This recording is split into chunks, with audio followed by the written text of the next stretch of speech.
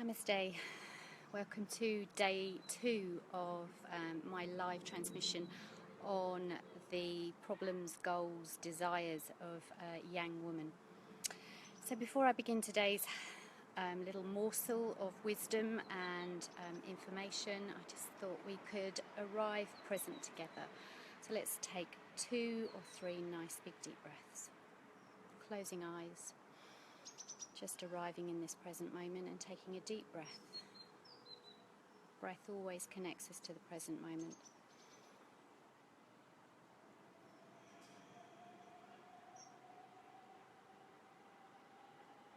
Breathing in and out.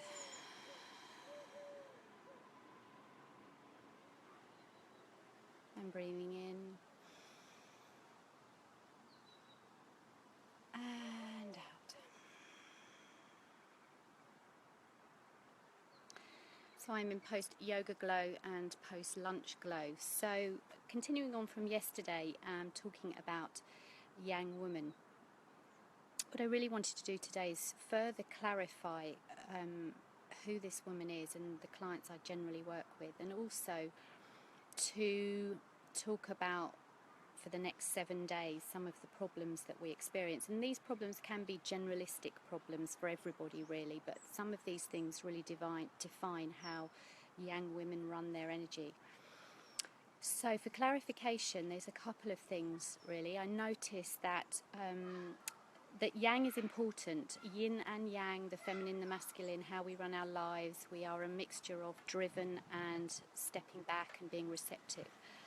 But I think as the body ages, so let's say over the age of 40-ish, when our bodies start to change, there is a deep desire maybe to kick back a little more. And also along with an aging body, I think that somewhere inside there's an inherent calling that driving and being too driven all of the time there is a deep desire just to become more receptive, become more into this feminine space, whatever that is, whether it's a drive for more space or more time or just to stop a little more, then it just is different for all of us. But this is 2 things that I noticed: the body aging and also somewhere inside thinking that this is a little bit inauthentic with who I really am as a woman. So young women are strong, they have a lot of power. In a room, you would know when a young woman's in the room. She tends to be louder, we transmit a lot, we are passionate people, we can be expansive in our energy, we tend to stand out a little in a way, but also we are great directors and orchestrators of life. So if you're a single woman, you're probably running your own life. You've got a job that takes you out of the house every day, you're taking care of your mortgage and bills, and you're running your life. If you're a married woman, the same thing, but you've got extra responsibility with having a partner. And if you're a married woman with children or without partners, then gosh, there's just so much going on in life. And yang women are strong women, but there's also a fragility behind that strength. So to talk about the practical things, first of all, over the next 7 days, today is really about self-time deprivation. So time isn't really the problem. I think as humanity, particularly in the Western world, we've sped up so much that now we're just suffering with stress-related conditions all over the place. But for young women, it's self-time deprivation.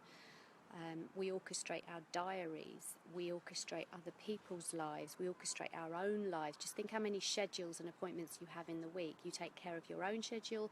If you're married, then maybe you're helping your partner take care of his schedule. And also if you're a big corporate person, you might be taking care of team schedules, also appointments and schedules for children, and it can be phenomenal. It's a bit like a spider's web of appointments and structures. And what is the first thing to go is our own self-time. But here's the thing: lack of self-time, lack of self-care breeds resentment.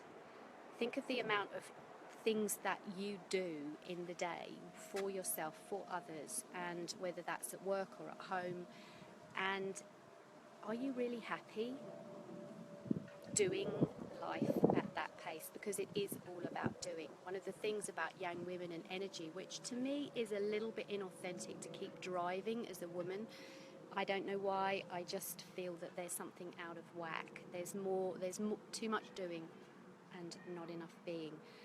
But there's an inherent feel that actually self-time is just as important as doing things for other people. And we hear it all about us now in the self-growth industry, is take your time, love yourself, take care of yourself, but we do sacrifice that. So I think that's one of the key elements for young women, is the time deprivation, because we don't really focus on ourselves enough. We're programmed more to be giving and giving out, and yet our energy reserves are getting lower and lower. So that's my morsel for today, which is, lack of self-time and what that means to you. How do you feel when you don't have enough time to yourself? Whether you're single, whether you're married, whether you have children or no children. Think about what you feel about having so little self-time. Is it a problem to you? If it is, stay tuned over the next 30 days and we'll look at some of this stuff together. Okay, that's today's morsel. Namaste. Speak to you tomorrow.